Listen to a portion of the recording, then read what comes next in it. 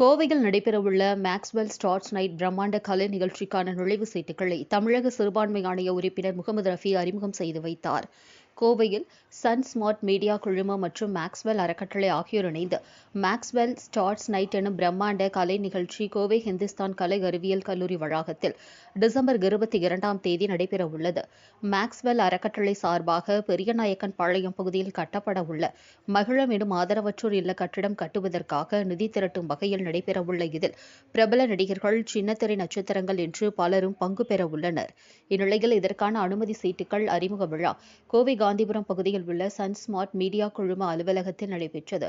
Sun smart media குழுமத்தின் நிர்வாக இயக்குநர் டாக்டர் சரவணன் தலைமையில் நடைபெற்ற விழாவில் சிறப்பு விருந்தினராக தமிழக சிறுபான்மை ஆணைய உறுப்பினர் முகமது ரஃபி கலந்து கொண்டு கலை நிகழ்ச்சிக்கான டிக்கெட்களை அறிமுகம் செய்து வைத்தார்.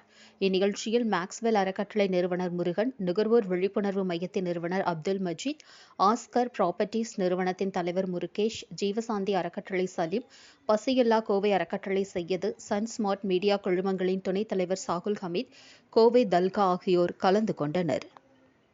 அவங்களுடைய சூழ்நிலை, அவங்களுடைய தொழில் நஷ்டமாகி அவங்க ஒரு பீஸ் கட்டாம ஸ்கூலுக்கு கூட குழந்தைகளுக்கு சாப்பாட்டுக்கு கூட வழி இல்லாம ஆனால் மாளிகையில் இருப்பாங்க.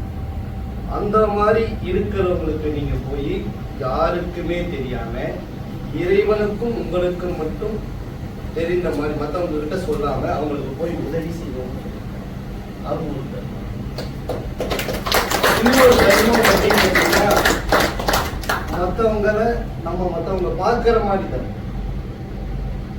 மற்றவங்க 4 பேர் பார்க்கிற மாதிரி. இப்போ ஒரு இடத்துல போயிட்டு இருக்கோம், ஒரு வயசான அம்மா வர்றாங்க, ஒரு 500 ரூபாய் எடுத்துக்கோங்க.